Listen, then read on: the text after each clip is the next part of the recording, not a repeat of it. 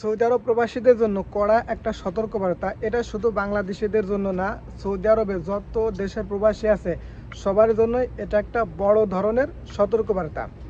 আসসালামু আলাইকুম, আশা করি সকল প্রকার সৌদি আরব প্রবাসী ভালো আছেন।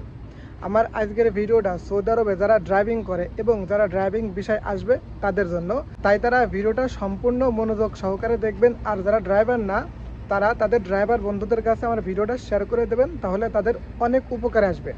আর ভিডিও যদি ভালো লাগে তাহলে সাবস্ক্রাইব সহ লাইক কমেন্ট শেয়ার করে দিন। এটা যেহেতু ট্রাফিক আইনের ভিডিও, চলুন গাড়িতে বসে পড়ে আলোচনা করি।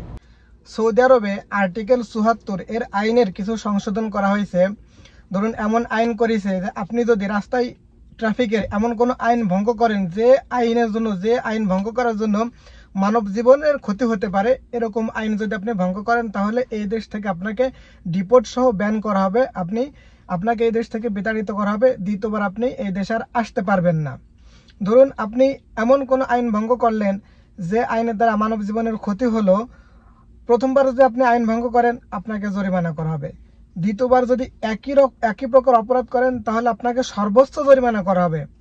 এবং তৃতীয়বারও যদি আপনি একই প্রকার আইন ভঙ্গ করেন, একই অপরাধ করেন, তাহলে আদালতের মাধ্যমে আপনাকে কারাদণ্ড দেওয়া হবে এবং এই দেশ থেকে বিতাড়িত সহ আপনাকে ব্যান করা হবে। আপনি এই দেশে ঢুকতে পারবেন না। এখন কথা হচ্ছে কোন কোন আইন ভঙ্গ করলে এমনটা হতে পারে। দেখুন, আইন সংশোধন করা হয়েছে, কিন্তু কোন কোন আইন ভঙ্গ করলে এমনটা হতে পারে এখনো ডিক্লেয়ার দিইনি। তা সম্ভাব্যের ভিতরে সম্ভাব্য কারণ হচ্ছে ওভার স্পিডে গাড়ি চালানো। ধরুন, স্পিড 60 আছে রাস্তার স্পিড, আপনি গেলেন 120-এ, অথবা রাস্তার স্পিড আছে 120, আপনি গেলেন 170-এ। এমনটা যদি হয় তাহলে আপনাকে এ দেশ থেকে বিতাড়িত করা হবে, সর্বোচ্চ জরিমানা করা হবে এবং আপনাকে ব্যান করা হবে। এরপরে হচ্ছে আপনি যদি মাদক সেবন করে গাড়ি চালান তাহলে আপনাকে এই দেশ থেকে বিতাড়িত করা হবে।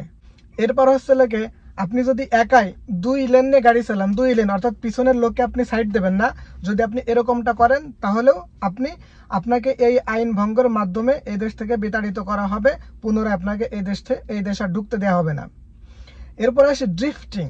সৌদি আরবের লোকেরা যেটা সচরাচর করে থাকে ড্রিফটিং, যেটাকে আমরা সাঁতার বাতার বলে থাকি।